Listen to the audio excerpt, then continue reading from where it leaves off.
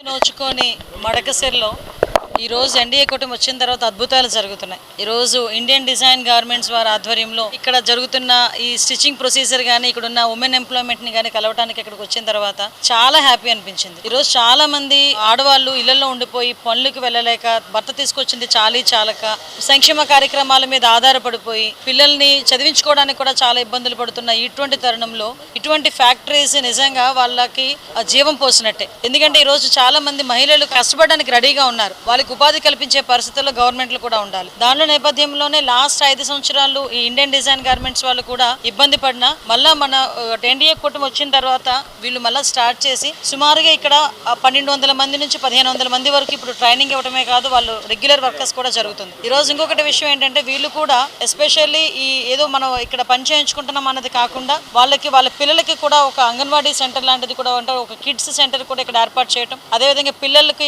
కూడా స్కూలింగ్ కూడా వాళ్ళకి ఏర్పాటు చేయడం, ఇవన్నీ కూడా చేయడం అనేది నిజంగా చాలా శుభపరిణామం. మహిళా ఎంప్లాయీస్ తో ఉండేటప్పుడు, మహిళా ఉద్యోగస్తులు ఉండేటప్పుడు చాలా కేర్ తీసుకోవాలి. ఇక్కడ నేను వచ్చి అబ్జర్వ్ చేసిన తర్వాత ఎవ్రీవేర్ ఆ కేరింగ్ కూడా ఉంది. ఆ సెక్యూరిటీ ఆస్పెక్ట్స్ లో కూడా వీళ్ళు పర్టికులర్ గా అన్ని కూడా నామ్స్ అన్ని కూడా ఫాలో అవుతున్నారు. అట్ ద సేమ్ టైం వాళ్ళ సిఎస్ఆర్ నుంచి కూడా ఇక్కడ పనిచేస్తున్న వాళ్ళ పిల్లలకి కూడా ఎటువంటి ఇబ్బందులు లేకుండా చూసుకునే బాధ్యత కూడా తీసుకుంటున్నారు. ఇలాంటి గార్మెంట్ కంపెనీస్ కూడా చాలా మట్టుకు మన దగ్గర రావాలని మాత్రం నేను మనస్ఫూర్తిగా కోరుకుంటున్నానండి. ఎందుకంటే ఇల్లాలి చదువు ఇంటికి వెలుగు అనేవారు. ఈ రోజు పరిస్థితి ఏంటంటే ఇంట్లో ఉన్న ఆడవాళ్ళు కూడా కష్టపడి పని చేసుకునే పరిస్థితులు కూడా రావాలి, వాళ్ళు కూడా వాళ్ళ కాళ్ళ మీద నిలబడే పరిస్థితులు రావాలి. దీనికి ఎలాంటి గార్మెంట్స్ కంపెనీస్ చాలా మనకు ఉపయోగపడుతున్నాయి. ఈరోజు ఉత్తరాంధ్రలో చూసుకుంటే ఒక బ్రాండెక్స్ కంపెనీ, అది కూడా సుమారుగా ఒక 17,000 నుంచి 18,000 మంది ఉమెన్ ఎంప్లాయ్మెంట్ అక్కడ పనిచేసే పరిస్థితి. అట్ ద సేమ్ టైం ఈ రోజు ఇక్కడ ఇండియన్ డిజైన్ గార్మెంట్స్ ఇలాంటివన్నీ కూడా ముందుకు రావాలి. ఫర్దర్ గా కూడా ఉమెన్ ఎంప్లాయ్మెంట్ మీద కూడా మేము ప్రత్యేకమైన దృష్టి పెట్టి మడకసిరి మళ్ళీ చెప్తున్నానండి, ఎప్పుడో వెనుకబడిన ప్రాంతం దగ్గర నుంచి ఈ రోజు అభివృద్ధి పథంలో ముందుకు దూసుకెళ్లే ఒక నియోజకవర్గంలో మడకసిరి ఉండటం, సోలార్